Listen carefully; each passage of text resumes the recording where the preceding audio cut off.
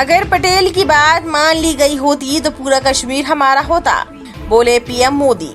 नमस्कार, स्वागत है आपका लोकवार्ता न्यूज में। आपके साथ मैं हूं सना खान। गुजरात के गांधीनगर में पीएम मोदी ने एक रैली को संबोधित करते हुए कहा कि 1947 में हुए देश के बंटवारे ने भारत को 3 भागों में बांट दिया। प्रधानमंत्री ने भारत और पाकिस्तान के बीच 1947 के विभाजन को भी याद किया और कहा कि पूर्व गृह मंत्री सरदार वल्लभ भाई पटेल चाहते थे कि भारतीय सेना पाकिस्तान के कब्जे वाले कश्मीर पर कब्जा करे। उन्होंने कहा, सरदार पटेल चाहते थे कि सेना तब तक न रुके जब तक हम POK वापस न ले लें। 1947 में भारत के बंटवारे के समय को याद करते हुए पीएम मोदी ने कहा कि पाकिस्तान ने आतंकवादियों की मदद से कश्मीर का एक हिस्सा हड़प लिया था।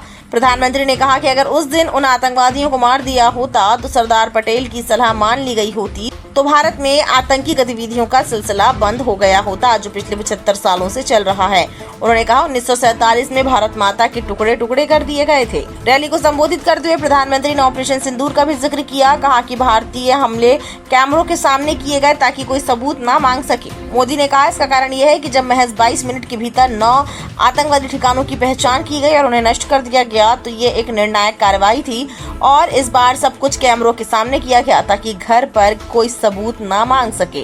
Bureau report, लोकवार्ता news. 1947 में जब माँ भारती के टुकड़े हुए, कटनी चाहिए थी तो जंजीरें, लेकिन काट दी गई भुजाएं। देश के 3 टुकड़े कर दिए गए और उसी रात पहला आतंकवादी हमला कश्मीर की धरती पर हुआ। मां भारती का एक हिस्सा आतंकवादियों के बलबूते पर, मुजाहिदों के नाम पर पाकिस्तान ने हड़प ले लिया। अगर उसी दिन इन मुजाहिदों को मौत के घाट उतार दिया गया होता और सरदार पटेल की इच्छा थी POK वापस नहीं आता है तब तक सेना रुकनी नहीं चाहिए, लेकिन सरदार साहब की बात मानी नहीं गई और ये मुजाहिदीन जो लहू चख गए थे वो सिलसिला 75 साल से चला है। पहलगाम में भी उसी का विकृत रूप था।